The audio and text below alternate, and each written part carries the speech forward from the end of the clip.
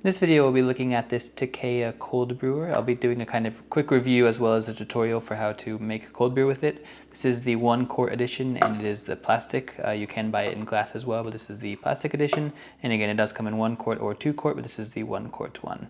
So this is everything that you get, all the different pieces. We have a kind of handle here. This rubber piece comes off if you want it to. It's kind of hard to get back on, but I guess for cleaning and such, if you want to take it off, you can, which is nice.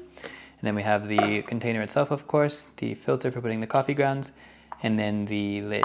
So we can go ahead and actually start the cold brew process. So the first thing you do is put coffee inside here.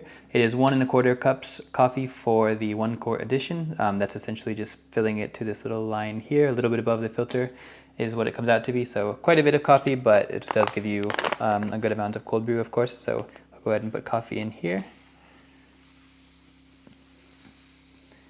I did measure the first couple times, of course, but you can see kind of where the coffee goes to. So again, it should be just a little bit above the filter, and that is about 1 1/4 cups. So there we go.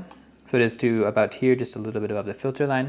And the next thing we can do is put the water in. The water should be 1/2 inch below the top of the container. So I'll go ahead and put its water in here. I'll err on the side of caution just so it doesn't overflow, but I think it should be about that. And then we can go ahead and put this handle on here.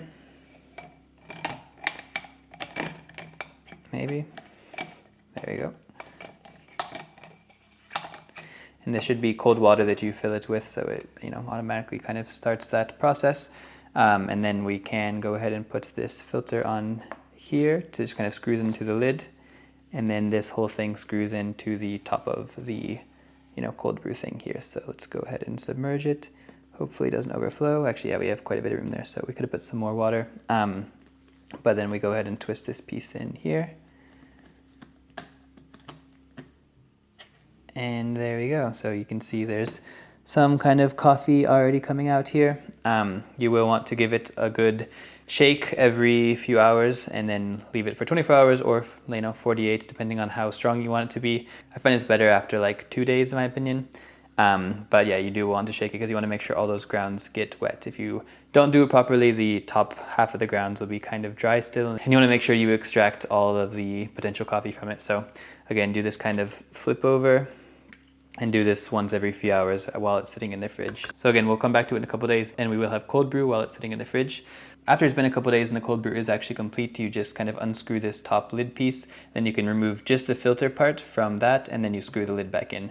And to actually pour the coffee, you just kind of give it like a sort of half rotation like that. And it does lock into place like this. As you can see, it's still locked in, but it is able to pour coffee. So it's nice that you don't need to fully take off the lid in order to pour it. So it is a pretty cool design, and everything is dishwasher safe on the top rack. So you're able to, just throw in the dishwasher when you're done and then have it all clean and ready to go for making more cold brew. So definitely a much cheaper alternative to buying it, and it does work very well. It's a very simple concept, but I think they did a good job of designing this container. So I'm very happy with it overall.